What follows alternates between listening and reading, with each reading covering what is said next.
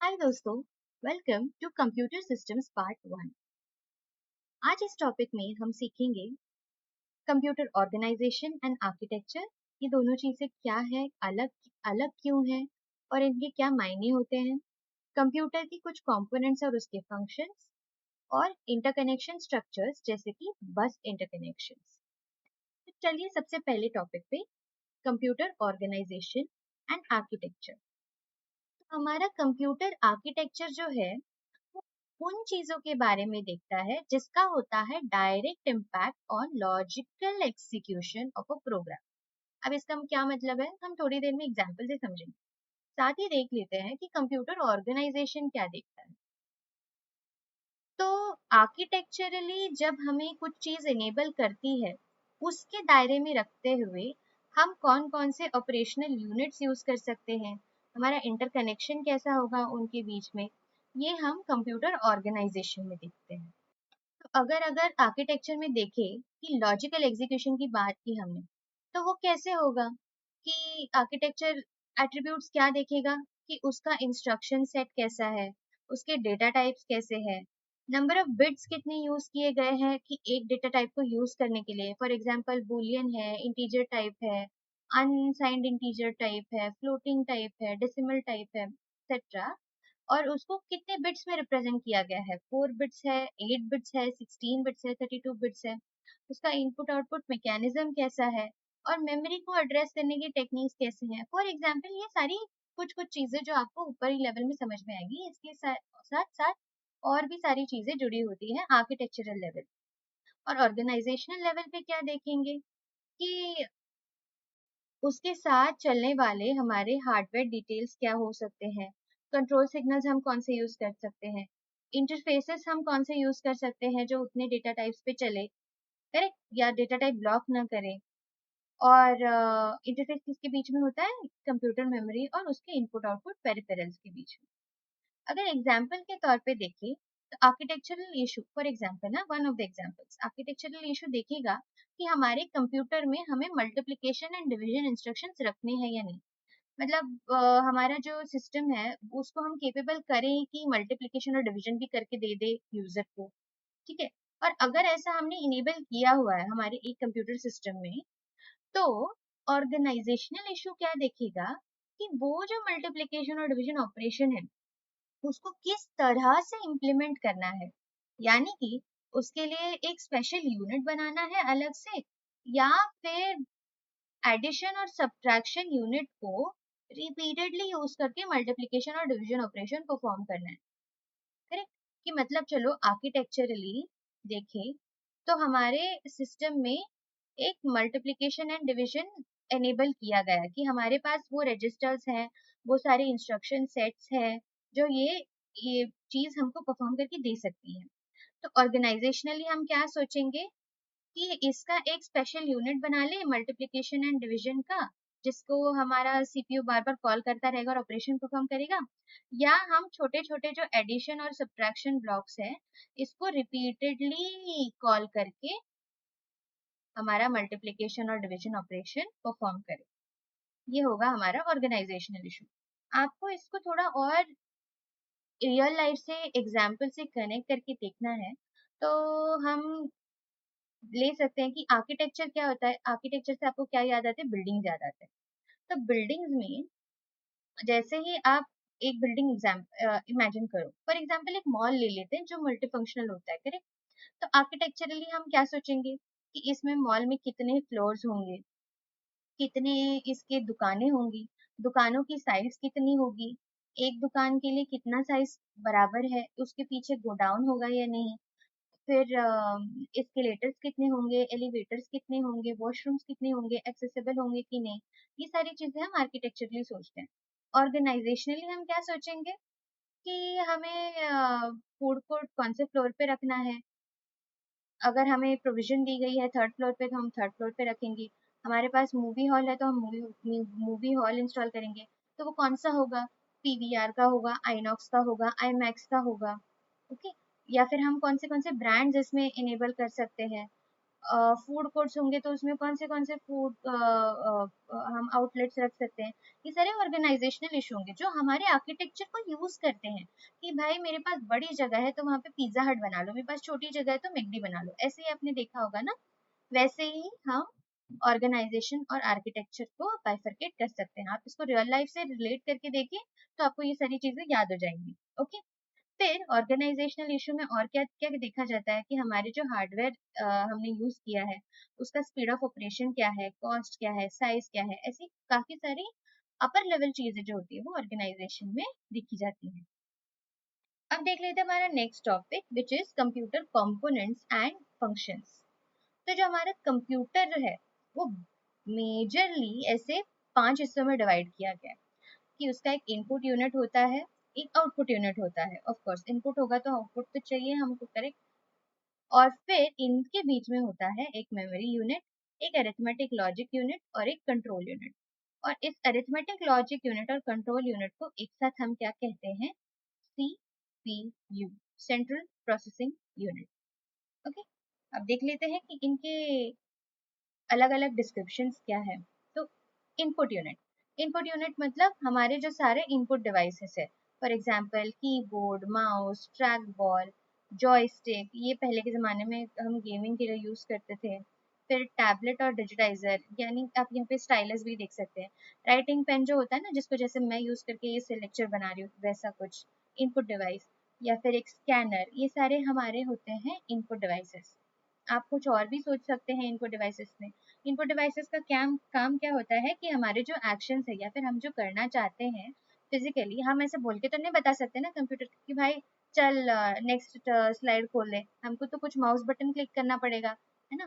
तो वो mouse button click करने पे हम कौन से बटन को क्लिक करेंगे, उससे हमारे प्रीवियस स्लाइड दिखेगा या फिर नेक्स्ट स्लाइड दिखेगा, करेक्ट। तो हमारी जो फिजिकल इंफॉर्मेशन है रियल वर्ल्ड से, उसको डिजिटली कोड करके हमारे कंप्यूटर को बताना, ये हमारे इनपुट यूनिट का काम होता है।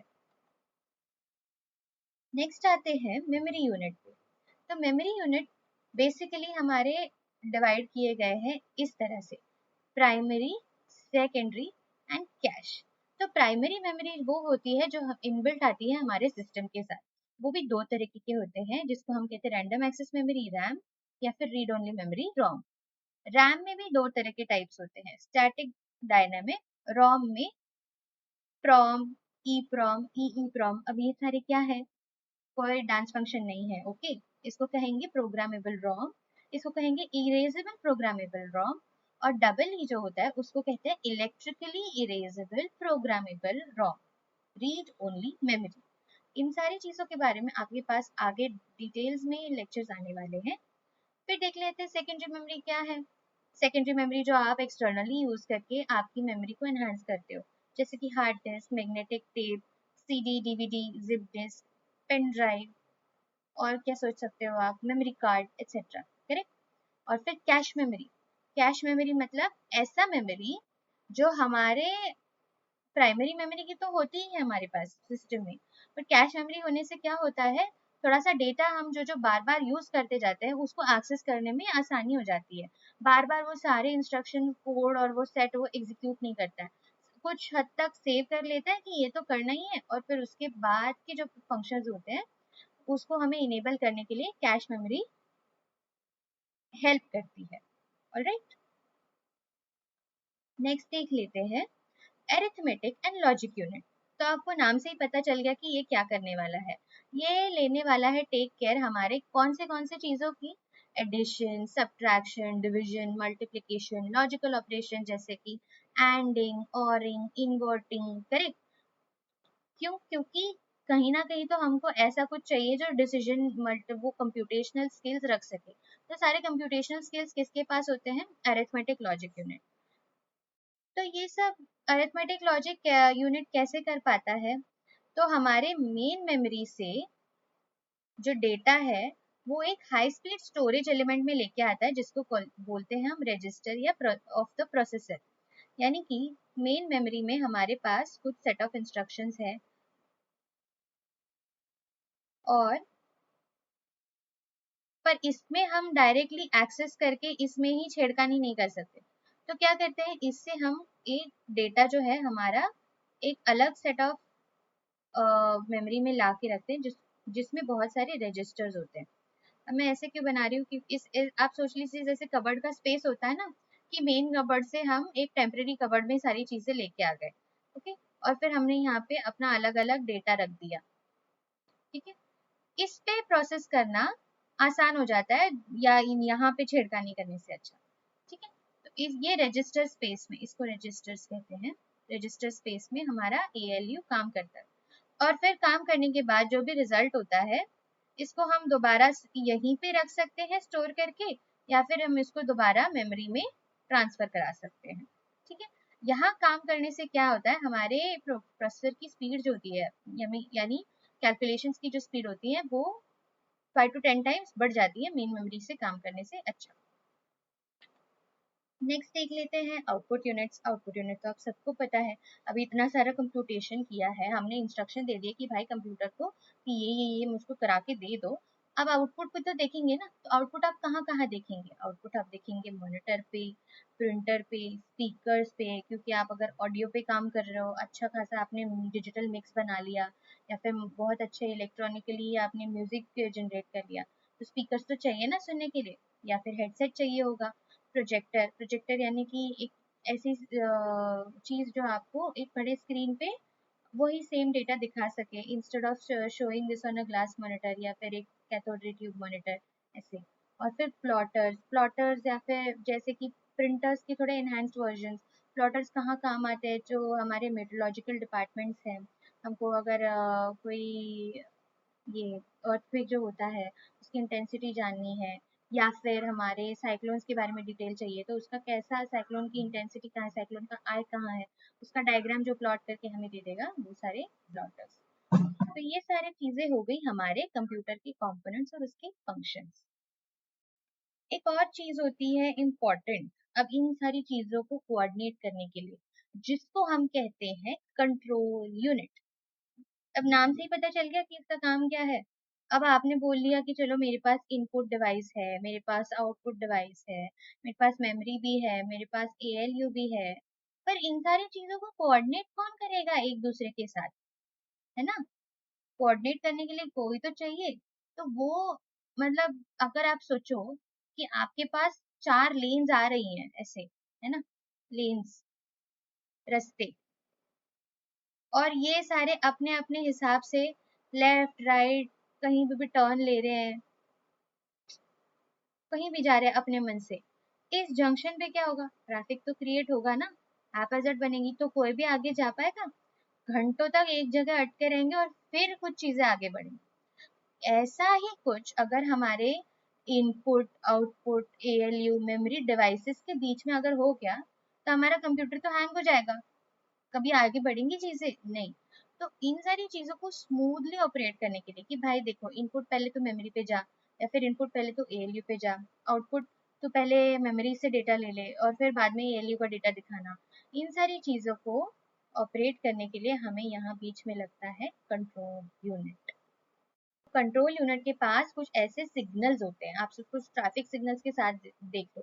ट्रैफिक सिग्नल में 3 मेन लाइट्स होती है, रेड, ग्रीन और येलो।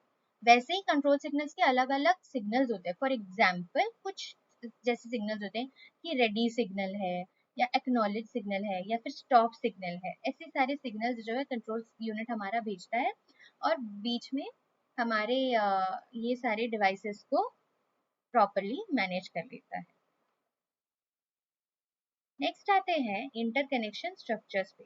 अब हमने देख तो लिया कि हमारे पास इतने सारे डिवाइसेस हैं, इनपुट डिवाइस, आउटपुट डिवाइस, है ना, और फिर अपना मेमोरी, और देन अपना CPU, करेक्ट, ये सारी डिवाइसेस हैं। पर ये सारी चीजें अगर एक दूसरे से कम्युनिकेट कर रही हैं, तो इस स्ट्रक्चर के बारे में भी तो बात करना जरूरी है ना। ऐसा तो नहीं हो सकता कि हवा में चल रही है सारी चीजें, हार्डवेयर डिवाइस है, हार्डवेयर है तो कनेक्शन तो होगा, तो वो कनेक्शन कैसा है, इसके बारे में हम पढ़ेंगे इंटरकनेक्शन स्ट्रक्चर्स में। इसमें क्या होता है कि हमारे डिवाइसेस के बीच में जब हम ग्रुप ऑफ वायर्स को एक साथ अमेलगेमेट कर लेते हैं, उसको हम बोलेंगे बस। ग्रुप ऑफ वायर्स क्यों? क्योंकि हमारे पास ना बहुत इमेंस डेटा होता है, तो वो सिर्फ और हमारी जो चिप्स होती है वो बहुत पतली होती है, उस पर डेटा ट्रैवल कैसे करेगा एक सिंगल लेन पे? तो ऐसे ना बहुत सारे ग्रुप ऑफ वायर्स जो होते हैं वो एम्बेड किए जाते हैं हमारे चिप में, और ये एक ग्रुप ऑफ वायर को हम कहते हैं बस। ओके, और जो बस है अब कौन से डिवाइसेस के साथ कनेक्टेड है उसके ऊपर उसका नाम डिपेंड करता है। अगर वो इनपुट आउटपुट मेमोरी से अलग, इनपुट आउटपुट डिवाइसेस से मेमोरी या सीपीयू से कनेक्टेड और सिर्फ डेटा कैरी कर रहा है तो उसको हम बोलेंगे डेटा बस। अगर वो सिर्फ एड्रेसेस कैरी कर रहा है तो हम उसको कहेंगे एड्रेस बस, और अगर वो सिर्फ कंट्रोल सिग्नल्स पास कर रहा है तो उसको हम कहेंगे कंट्रोल सिग्नल बस। मतलब ये सारे जो ग्रुप ऑफ वायर्स है, तो अब हमेशा आप ऐसे ऐसे वायर्स नहीं बनाते रहोगे। बस को बनाते वक्त हम हमेशा एक डबल चौड़ी लाइन बनाते हैं और उसके साथ हम साथ में बना लेते हैं एरोस। ओके, तो अगर ये बाय डायरेक्शनल है तो दोनों तरफ एरो आएंगे, अगर यूनि डायरेक्शनल है तो एक ही तरफ आएगा। तो एक चौड़ी लाइन बना के हम उसको बोलेंगे ये एक टाइप का बस है। इस पे हम कौन से टाइप का सिग्नल भेजेंगे या डेटा भेजेंगे या एड्रेस भेजेंगे उसके हिसाब से हम इसको नाम दे देंगे, data bus, address bus, control bus. फिर देख लेते हैं कि ये आपस में एक्चुअली कैसे कनेक्टेड होते हैं। तो सबसे पहले डेटा बस।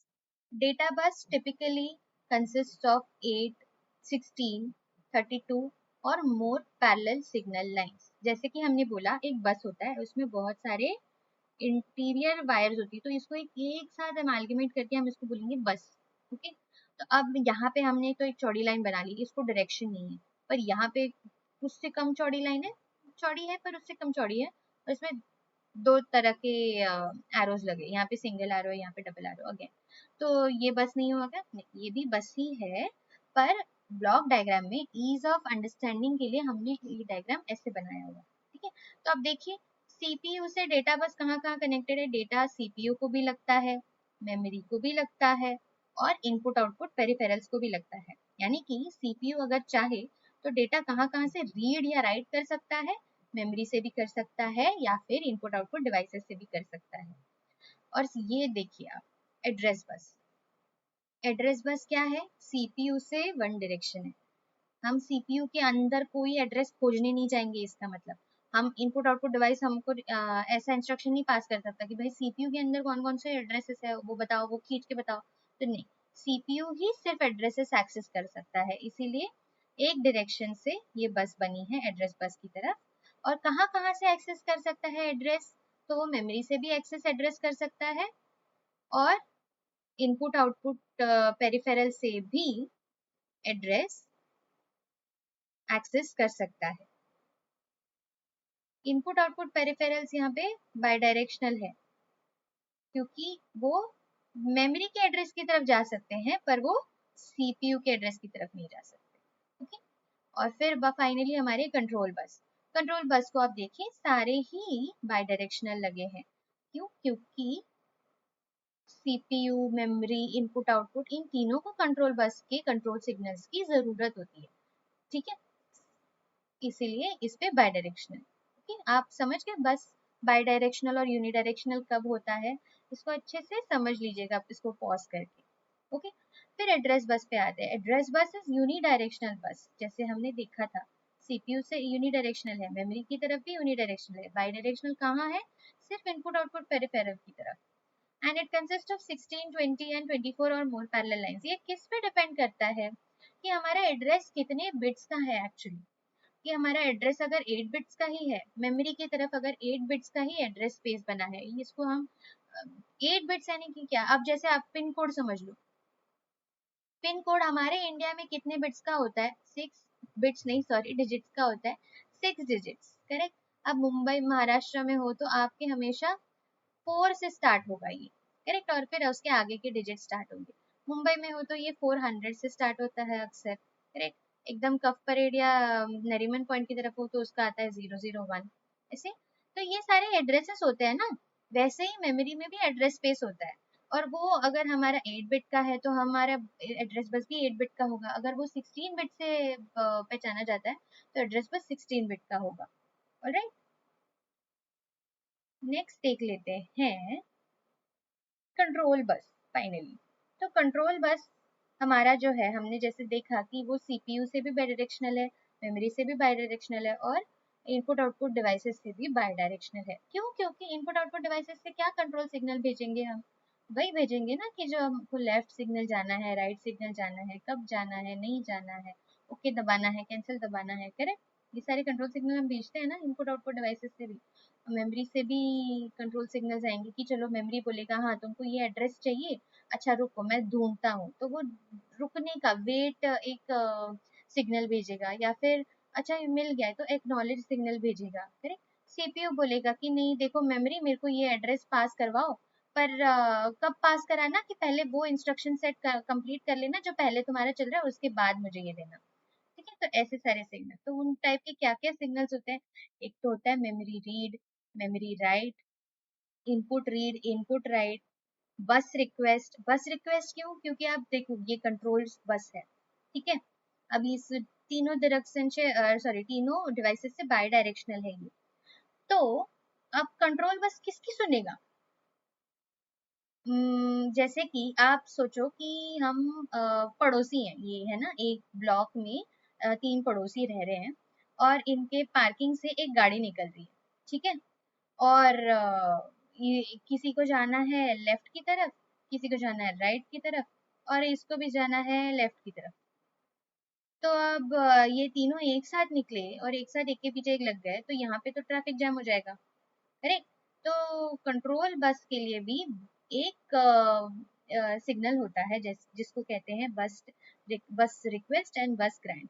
कि पहले ये आपस में चेक कर लेंगे कि भाई देख तुझे जरूरत है, तू निकल रहा है अभी, नहीं अगर मैं निकल रहा हूँ तो 2 मिनट रुक जा, तो मेरे बाद निकलना, ऐसे। तो ये अगर इसको सीपीयू को सबसे पहले इंस्ट्रक्शन भेजना है तो ये पहले बस रिक्वेस्ट भेजेगा। तो अगर मेमोरी ऑलरेडी निकला नहीं है, अपने घर से गाड़ी उसकी निकली नहीं है, तो ये थोड़ी देर रुक जाएगा। और अगर ये निकला है तो ये क्या भेजेगा, कि रुक जा भाई कि मैं पहले जा रहा हूँ, तो मेरे बाद चले जाना। फिर से ये रिक्वेस्ट भेजेगा कि चलो अब निकल जाओ। उससे पहले अगर इनपुट आउटपुट पे निकला है तो पहले नहीं नहीं मैं तो निकल गया, तू रुक जा, मुझे पहले जाना है ना। तो ये ग्रांट रिक्वेस्ट भेजेगा नहीं। ग्रांट रिक्वेस्ट का कि चलो अब ये भी निकल गया, मेमोरी के भी काम नहीं आ रहा, इनपुट आउटपुट के भी काम नहीं आ रहा, फिर कंट्रोल बस जो है सीपीयू को बोलेगी कि भाई तुमको ग्रांट मिल गई है, तुम निकलो, तुम्हारा सिग्नल भेज दो, ओके। वैसे फिर इंटरप्ट रिक्वेस्ट कि कोई ऑनगोइंग फंक्शन चल रहा है, उसको बीच में टोकना है, तो इंटरप्ट सिग्नल आएगी, इंटरप्ट रिक्वेस्ट आती आप हमेशा ये याद रखो कि कोई अगर रिक्वेस्ट सिग्नल भेज रहा है तो उसके बाद बाद अगर किसी ने उसको एक्सेप्ट कर लिया तो उसको हम कहेंगे एक्नॉलेज सिग्नल, ओके। रिक्वेस्ट कहीं है तो उसके साथ एक्नॉलेज सिग्नल होती ही है। फिर आएंगे हमारे क्लॉक्स, फिर रीसेट, रेडी, होल्ड, होल्ड यानी कि वेट जैसे हमने डिस्कस किया, होल्ड एक्नॉलेज, है ना। ऐसे अलग अलग टाइप के कंट्रोल बस के पास सिग्नल्स होते हैं। फिर आते हैं बस इंटरकनेक्शंस पे। अब हमने टाइप्स ऑफ बस तो देख ली, पर बस इंटरकनेक्टेड आखिर रहते कैसे हैं? सिंगल बस स्ट्रक्चर। अब यहाँ क्या किया है, हमारा जो address bus, data bus, control bus है, इसको हमने एक ही बस से रिप्रेजेंट किया है, इसको कहेंगे हम सिस्टम बस। और ऐसे स्ट्रक्चर को हम कहेंगे सिंगल बस स्ट्रक्चर। यानी कि अपना input device, output device, memory, processor, सारे चीजें एक दूसरे से कम्युनिकेट कर रहे हैं, वो किससे कर रहे हैं? एक कॉमन बस सिस्टम से, विच इज द सिस्टम बस। और इसी में हम तीन बसेस को रिप्रेजेंट कर रहे हैं। ऐसा नहीं कि इसमें वो तीन प्रेजेंट नहीं है, कंट्रोल बस है, एड्रेस बस है, डेटा बस है, इसी में इसको हमने एक साथ बोल दिया, इसको बोल दिया सिस्टम बस। ठीक है, तो पहले तो याद रखो आप कि हमने एक ग्रुप ऑफ वायर्स को बोला था कि ये एक बस है, ठीक है। और नाउ इन सिस्टम बस it is a group of buses.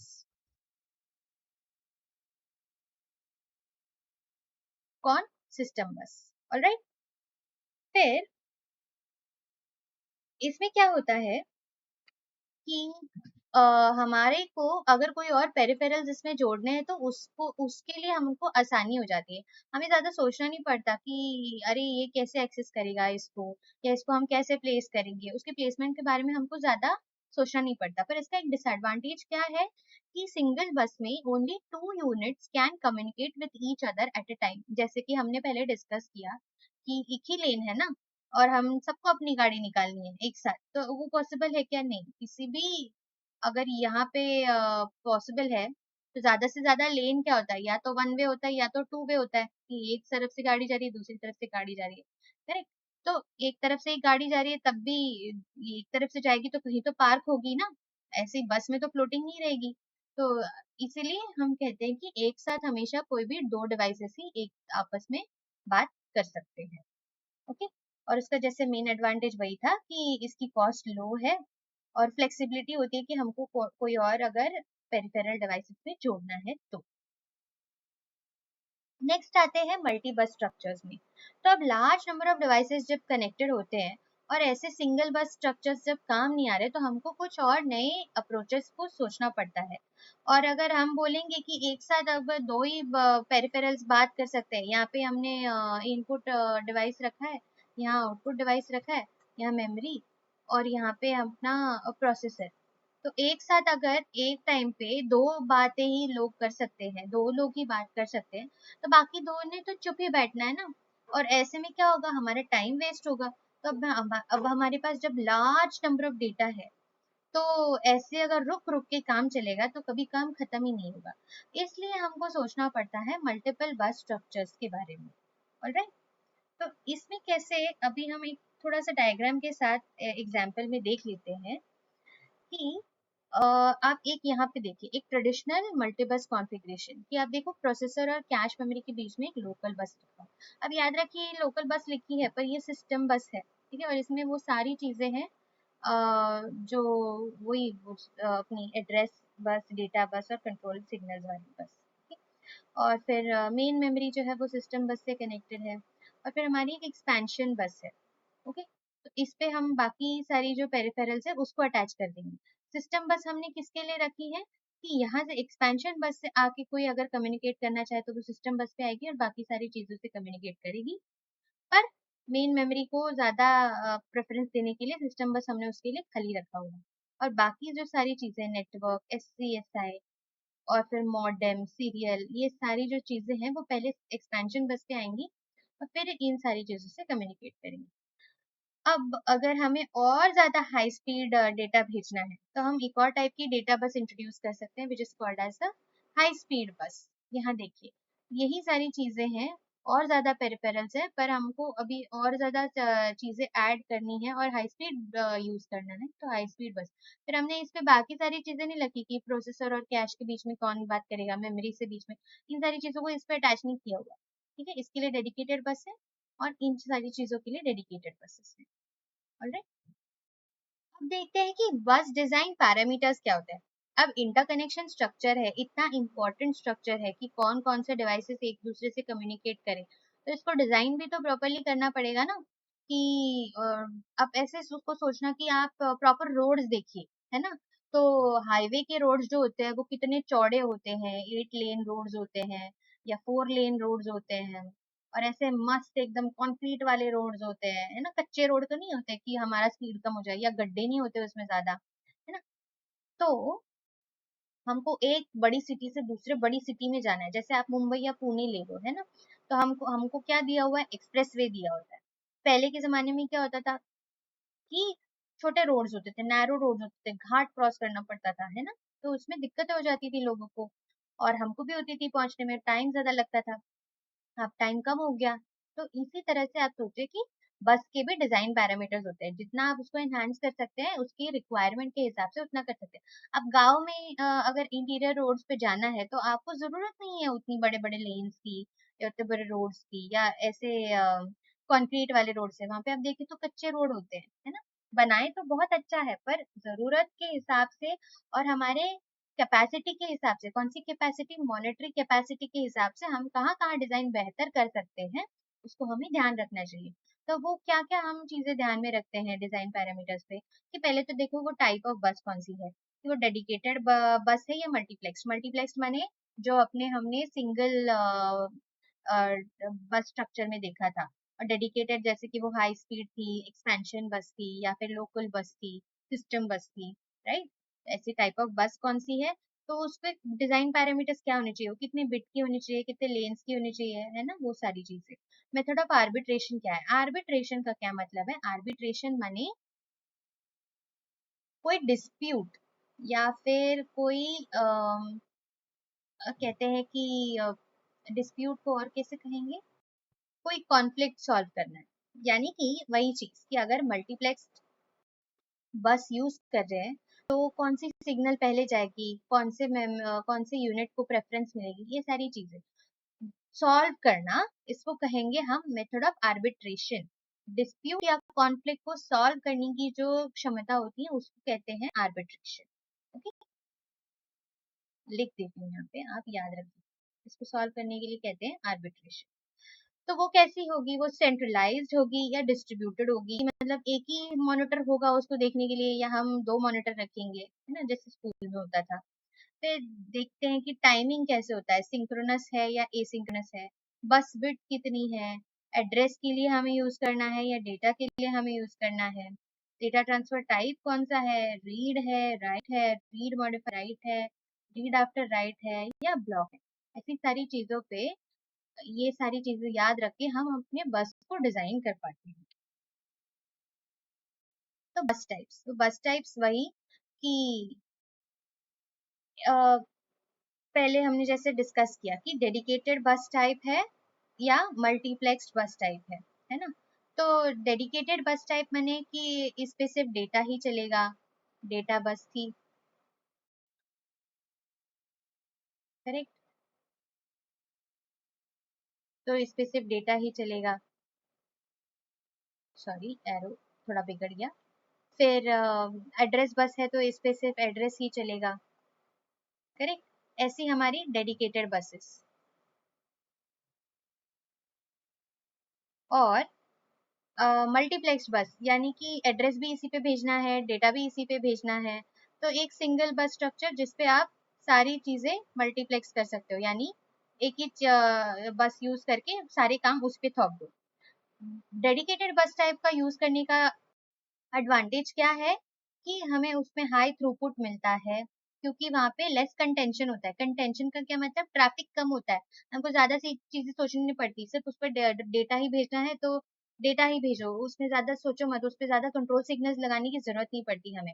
बस इसका एक डिसएडवांटेज होता है कि हम हर चीज के लिए डेडिकेटेड बस रखेंगे तो उसकी साइज थोड़ी सी बढ़ेगी और कॉस्ट भी थोड़ी सी बढ़ेगी, क्योंकि हर हर लेन अलग है ना उसके लिए। कि जैसे रोड्स होते हैं कहीं कहीं जगह पे, कि वहां पे हमने बस के लिए अलग लेन रखी है, टैक्सीज के लिए अलग लेन रखी है, प्राइवेट व्हीकल्स के लिए अलग लेन रखी है, साइकिल्स के लिए अलग लेन रखी है ना।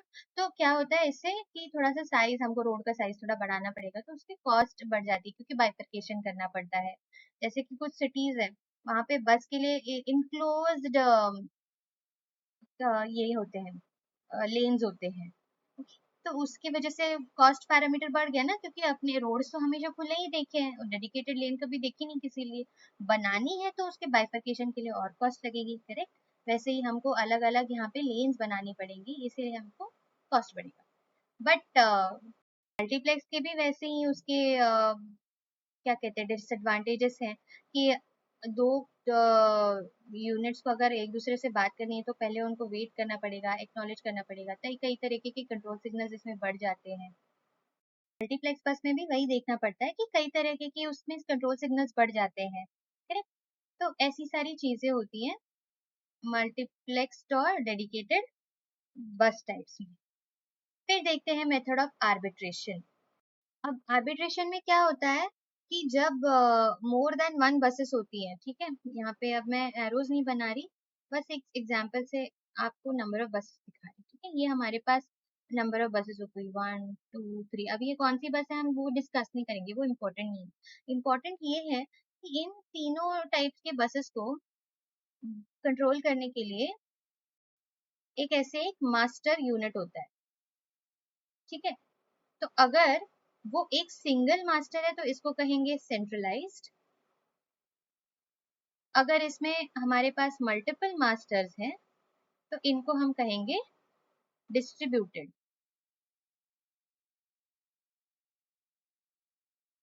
क्योंकि हर बस के लिए एक डेडिकेटेड मास्टर है, तो इन डिस्ट्रीब्यूटेड मास्टर्स में क्या होता है, सिंगल मास्टर है तो उसको तो पता ही है कि कौन से बस को कब काम है, तो उसकी अकॉर्डिंग वो सिग्नल भेजेगा सेंट्रलाइज्ड वे में। डिस्ट्रीब्यूटेड में इनके पास, सबके पास अपने अपने एक्सेस लॉजिक्स होते हैं और उसके थ्रू वो शेयरिंग में ईज बना पाते हैं। आई होप आपको ये समझ आ गया। फिर आते हैं बस टाइमिंग्स पे।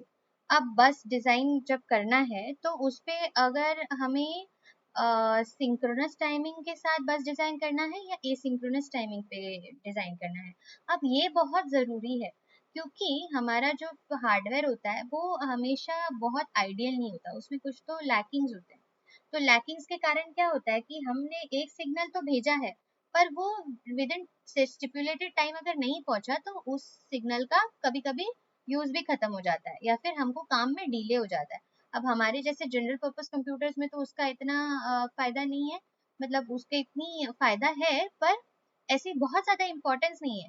पर जैसे अगर आप मेडिकल यूज के कंप्यूटर सिस्टम्स को देखो तो इसमें डेडिकेटेड टाइम में सिग्नल भेजना ही चाहिए, वरना और ज्यादा देर हो गई तो पेशेंट को तकलीफ हो सकती है। ओके, तो उसके हिसाब से हम जब बस डिजाइन करते हैं तो उसमें हमको ध्यान रखना पड़ता है कि हम साथ में क्लॉक भेज रहे हैं कि नहीं। मतलब हमारे उसके नीचे जो सिग्नल्स है जैसे कि एनेबल सिग्नल होता है, हायर एड्रेस सिग्नल होता है या रीड सिग्नल, राइट सिग्नल, ऐसे तरह तरह के सिग्नल जो है वो क्लॉक डिपेंडेंट होते हैं। तो क्लॉक डिपेंडेंट मतलब उसके पॉजिटिव एज या उसके नेगेटिव एज पे काम करने वाले। ये कभी भी सिग्नल चेंज नहीं हो रहा, देखो आप बस क्लॉक टू क्लॉक पे ही चेंज हो रहा है, सॉरी ये नेगेटिव नहीं, ये नेगेटिव और ये पॉजिटिव। आप देखो तो उसके पॉजिटिव एजेस पे यहाँ पे सिग्नल्स चेंज हो रहे हैं, यहाँ पे भी पॉजिटिव एज पे ही हो रहा है, क्लॉक के पॉजिटिव एज पे, इस तरह भी क्लॉक क्लॉक के पॉजिटिव एज पे। ये इंटरडिपेंडेंट ऑन सिग्नल्स नहीं है, ये क्लॉक के साथ ही चलेंगे। एसिंक्रोनस में क्या होता है, हमारे क्लॉक भेजने की बस की जो रिक्वायरमेंट होती है वो खत्म हो जाती है, क्योंकि अब देखिए यहाँ पे मैंने इसको थोड़ा सा अरेंज किया हुआ है। इसको मान लेते हैं हम एएलई, कोई भी सिग्नल हो सकता है, बस आपको एग्जाम्पल के पर्पस पे लिया हुआ है। यहाँ पे हायर एड्रेस, सॉरी, और फिर यहाँ पे रीड सिग्नल। तो ये हमने जो एरोस दिए हुए हैं ऐसे छोटे, तो ये बता रहा है कि जब हमारा इनेबल सिग्नल हाई होगा तब थोड़ी देर में जाके एड्रेस सिग्नल आया होगा। कितनी देर में होगा ये हमें नहीं पता, ये 5 सेकेंड भी हो सकता है, ये 10 सेकेंड भी हो सकता है। इस सेकेंड में तो बहुत ज्यादा बोल रही हूँ, हमारे कंप्यूटर्स में माइक्रो सेकेंड, नैनो सेकेंड्स पे काम चलता है, पिको सेकेंड्स, फेम्टो सेकेंड्स पे भी। ठीक है, तो 5 सेकेंड में भी चेंज हो सकता है, 10 सेकेंड में भी चेंज हो सकता है। ये चेंज होने के बाद ये सेटल जब हो रहा है, सेटल यानी जीरो पे जब लौट रहा है, उसके कब लौट रहा है, तो ये जीरो पे तब लौट रहा है जब रीड सिग्नल हमारा, ये रीड हमने एग्जाम्पल के लिए लिया कोई भी सिग्नल, तो इस सिग्नल पे जब ये रीड सिग्नल सेटल हो रहा है उसके कुछ देर बाद हमारा एड्रेस सिग्नल सेटल हो रहा है। ओके, ऐसे। तो ये एसिंक्रोनस टाइम मतलब कोई डेडिकेटेड क्लॉक पे डिपेंडेंट नहीं है अलग से, इसको कहेंगे एसिंक्रोनस। एसिंक्रोनस मतलब वो हम कोई भी दूसरे टाइप ऑफ इनपुट पे डिपेंड करता है सिग्नल की वैल्यू चेंज होना। सिंक्रोनस पे क्या होता है, डेडिकेटेडली क्लॉक वैल्यूज पे ही सिग्नल्स चेंज होंगे। ऑलराइट, तो ऐसे फिर हम बस डिजाइन करते हुए बस टाइमिंग्स का भी याद रखते हैं। फिर आता है बस विड्थ। बस विड्थ, तो बस विड्थ तो यही है कि नंबर ऑफ लाइंस कितने लगाने हैं। अगर हमारे पास 8 बिट डेटा है, 16 बिट डेटा है, तो डेटा बस हमारी 8 बिट या 16 बिट की होगी। अगर हमारा एड्रेस 16 बिट है तो एड्रेस बस हमारा 16 बिट का होगा। तो बस विड्थ ऐसे पैरामीटर हम यूज करते हैं। फिर डेटा ट्रांसफर टाइप। अब डेटा ट्रांसफर टाइप जो है, अब वो कौन से टाइप ऑफ डेटा ट्रांसफर कर रहा है वो देख लेंगे। तो डेटा ट्रांसफर टाइप में सबसे पहले आएगा रीड। तो रीड में क्या होगा, in this operation address is put first on the address bus and after sufficient time of access data is available on the data bus. अगर आपको पहला डायग्राम याद है तो आपको याद होगा कि सबसे पहले था हमारा कंट्रोल बस, फिर था हमारा एड्रेस बस, फिर था हमारा डेटा बस।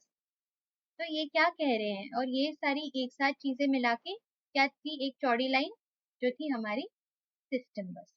ठीक है, तो आप इस डायग्राम को अज्यूम कीजिए कि ये सिस्टम बस है।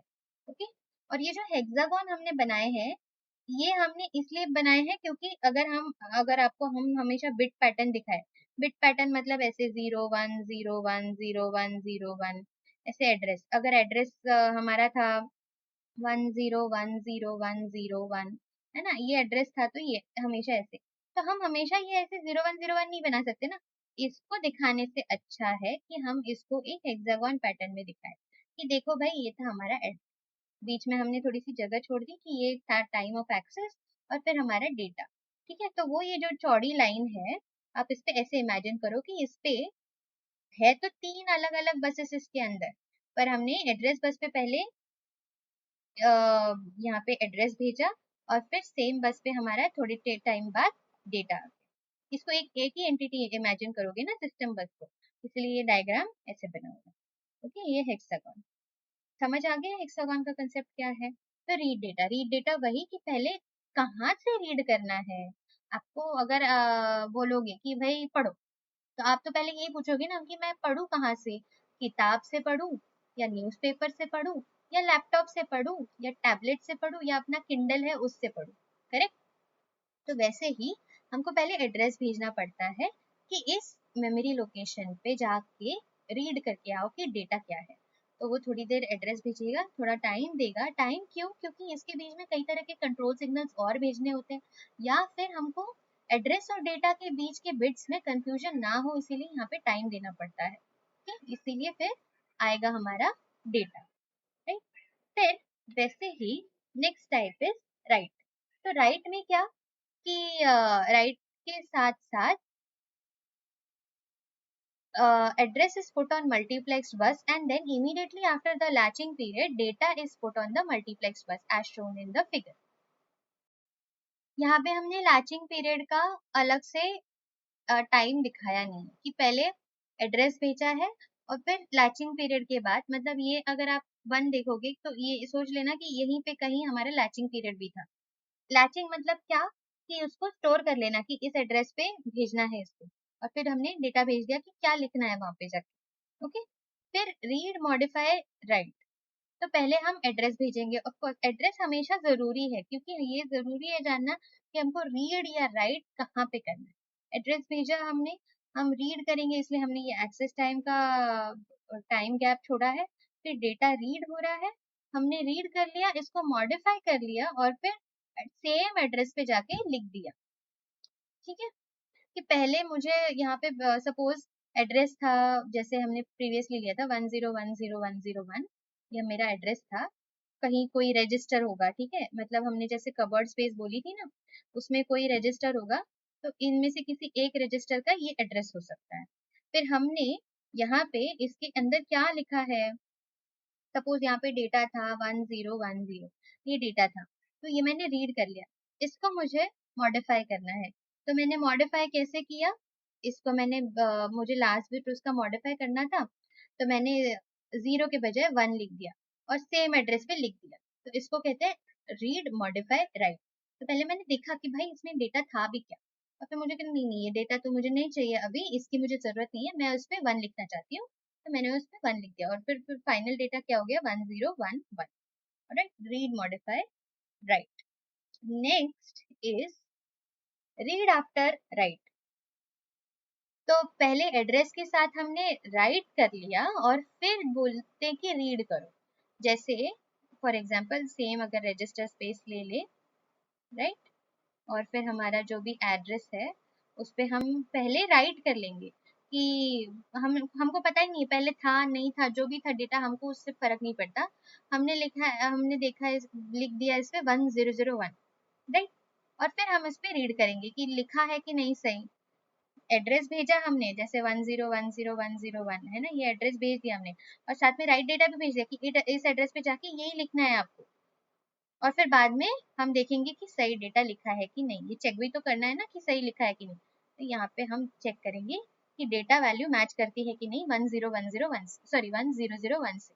ठीक है, फिर आते हैं read after right data transfer block. इसमें क्या होता है, पहले हम एड्रेस भेजते हैं और डेटा ट्रांसफर ब्लॉक मतलब बहुत सारे डेटास के ब्लॉक्स एक साथ हम एक के पीछे एक भेज देंगे और फिर कुछ टाइम बाद इसको रीड कर लेंगे। डेटा यहाँ पे हमने भेज दिया है और फिर बाद में हम इसको रीड करेंगे।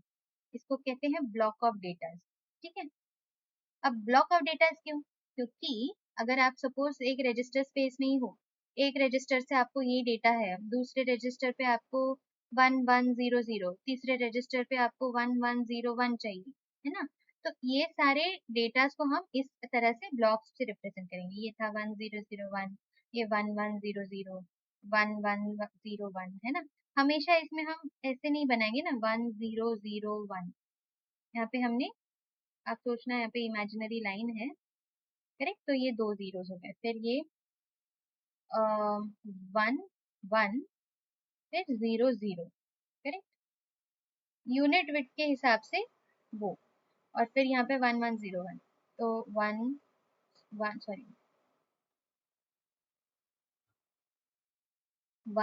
1 0 एंड 1, राइट। तो आप विड्थ देखिए यहाँ पे, है ना, जितनी आपकी इक्वल विड्थ हो सकती है वैसे। तो अब हमेशा ऐसे ऐसे डायग्राम बनाते जाओगे तो कंफ्यूज हो जाएगा ना कोई भी, इसलिए हम हेक्सागोनल स्पेस का यूज करके इसे इसको रिप्रेजेंट करते हैं। आई होप आपको ये सारी चीजें समझ में आ गई और इस तरह से हम बस डिजाइन करते हुए ऐसे पैरामीटर्स याद रखते हैं। इस तरह से आपका ये कंप्यूटर सिस्टम का पार्ट 1 खत्म करते हैं। थैंक यू, मिलते हैं नेक्स्ट लेक्चर में।